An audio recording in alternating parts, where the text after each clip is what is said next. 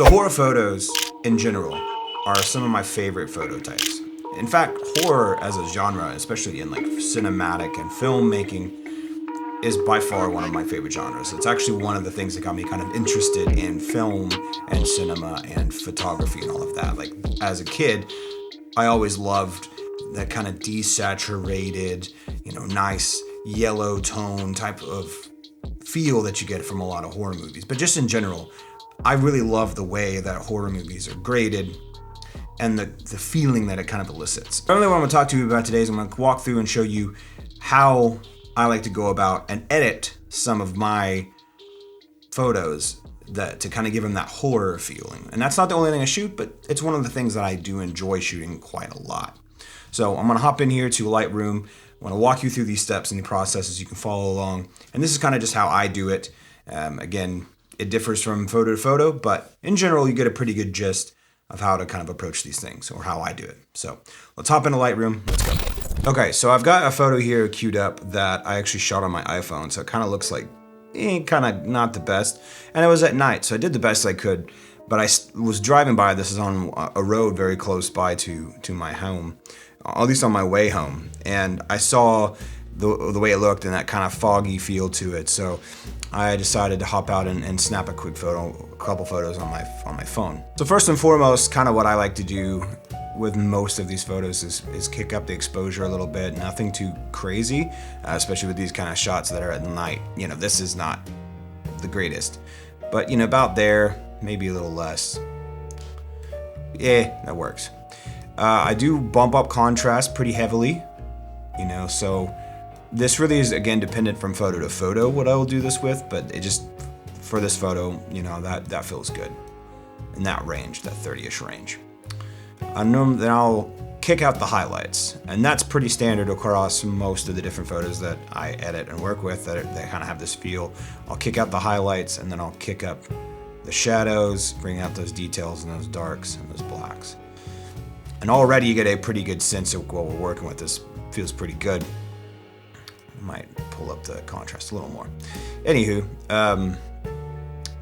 now I'm gonna pull up some whites, not a lot, and then we're gonna pull up some blacks pretty substantially, again, to get some more detail out of those blacks and in the shadows. Especially with this being a night photo, you really want to kind of kick this up. If you're working with night photos, I find that is a good way to get that arranged. With this, the curve, now the tone curve here is where I think a lot of the magic happens with the way I kind of grade these. So I will add a pretty decent amount of fade, and then we'll come here and drop those shadows. Yeah, oh yeah, and already it's looking pretty substantially better. In my personal opinion, it's starting to get that feel that I really like, that I'm kind of going for. So I'll hit there about the fade, maybe a touch higher on the shadows, pulling those down. You can kind of just play with it and see what works for you, what seems good to you. But that was a little too dark. Okay, about there seems right. Come here in the mids, pull the mids up a bit, and super highs, those highlights, not gonna get too crazy and wild with them.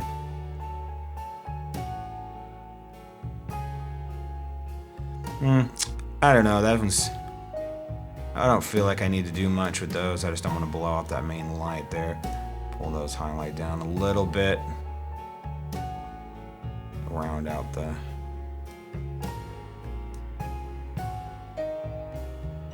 Yeah, so, that's a good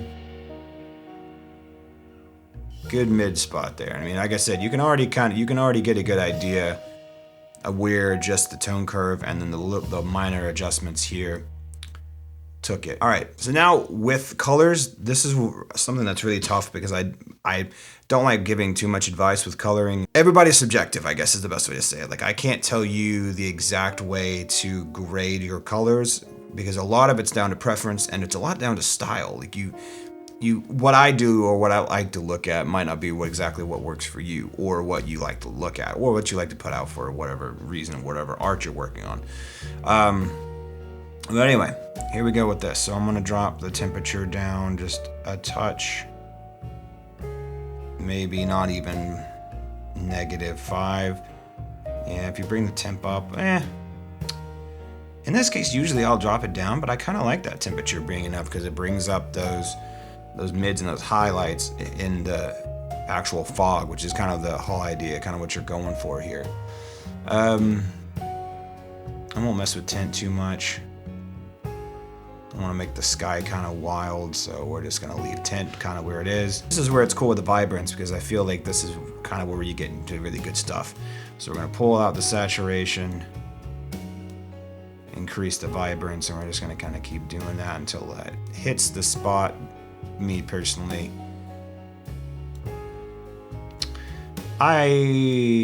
so kind of there, maybe.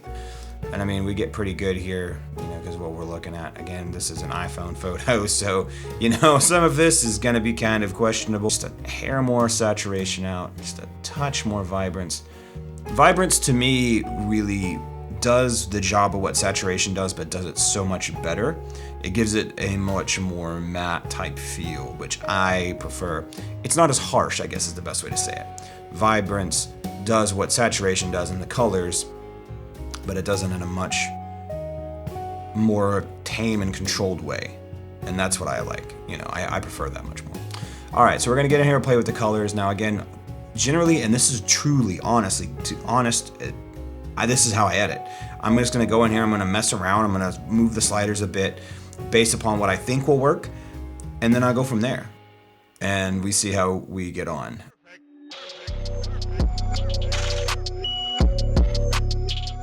Pull up there. So I'm not really gonna touch these last two. So there's the colors. So in the shadows, I generally like to make them a little bit more blue. So we'll hang around this 210 to 215 or so. Again, nothing as a perfect science here. I'm just kind of going with my gut in that regard, but you see what that does as we pull up the saturation. And I just prefer that look. And again, that's kind of just my style and my choice, and find your own. But I quite like that blue type saturation in the shadows. And for highlights, I'm gonna go here into the reds because we've got that red color, and so that really kind of exaggerates that and all of the highlights that we're working with here.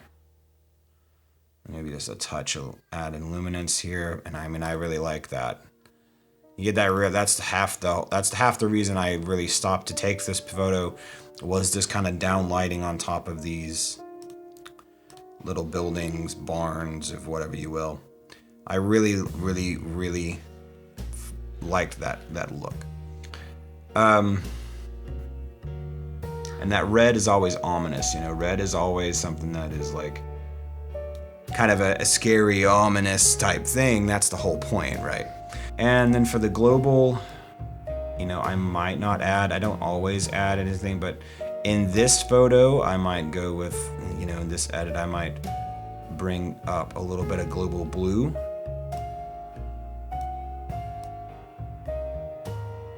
And turn down the luminance a little bit. Just because it adds a little bit of that extra feel for me. Again, it's all to taste. I feel like, you're kind of going for that blue type hue type situation. At least I am. It's kind of the style that I prefer. So there we go. I'm going to leave the mids alone. I'm not going to really mess with the mids. And we'll move on. I always add a little bit of texture, just a tiny touch. It does give it a little bit of feature, but especially here, like, on the road, right? You get that reflection from the road because it was kind of a wet night out. I quite like that. So about 10. Anywhere in that area, that's enough. So clarity is another thing that sometimes I will take out, especially for if I'm doing a photo that's supposed to be kind of like that horror type feel. I'll take out clarity. and then add it back in places that I want to put it with like a mask, a brush mask, linear gradient, etc., etc., etc. I'll put it back in kind of as I want it or I need it. Because, you know, if you do a global clarity, you know, it kind of, I mean, I don't know. I think in this regard, especially because of what we're shooting in, that the fog, that kind of fog coming off the stuff, we have that here in this photo. Pulling some of that clarity out really kind of gives it that smoke type of thing, and it gives it that bloom, that smoky type feel. Really accentuates that bloom type of bit on that. So I think we'll leave that clarity pulled down, not a ton. You know, you see the opposite effect. You have the +9 there, and you know, -10. I like the -10. Touch of dehaze, just a touch, because we've got that. You see the bloom that we've got going on too. With that negative clarity, we don't want to put too much more dehaze because it is already kind of bloomed a bit. We get that bloom effect going on here, and I think that's good. We'll add some vignetting. I mean, it's not really that obvious because of just the scene we're shooting in. It's a night photo, so it's not holistically necessary, but I do like darkening kind of those outward angles and really kind of honing in right there on what you're kind of focusing on, and makes the darker side of the roads, etc. So feather it a bit, and that's really all you need there. Add a little bit of grain. Again, it's just kind of like a little bit of salt, a little bit of pepper. Sharpening, we're going to take to about 60 or so, 50, 49. This is sharpening, generally speaking, is what I do. That it's one of those things that I kind of just work up to it and I let it go. You know, that slider. I'll start it at 0 and I'll just kind of go until it looks good. And that's fine. Radius 1.1, detail. Just a tiny bit more to kind of catch those edges. So for masking, I'm going to run it up here, same thing as sharpening. I'll run it till I kind of feel good with it. That looks fine to me. Of course, you know, it's not the most noticeable change in the entire world as far as adding the masking. And then we're going to add some noise reduction, just a little bit. And same thing with color noise reduction. Just in case if there's anything coming off those oranges that's a little bit wild. And it's a night shot, and it's on an iPhone. Like it's on an iPhone camera. You know what I mean? So, generally speaking, guys, this would be it. This would be the edit. You guys, let me know down in the comments what you think, if this was helpful to you, or, you know, just any kind of general thoughts. And if you like these tutorials and these walkthroughs, please hit that subscribe button, as there will be plenty more to come here on this channel. But until the next one, I will see you soon.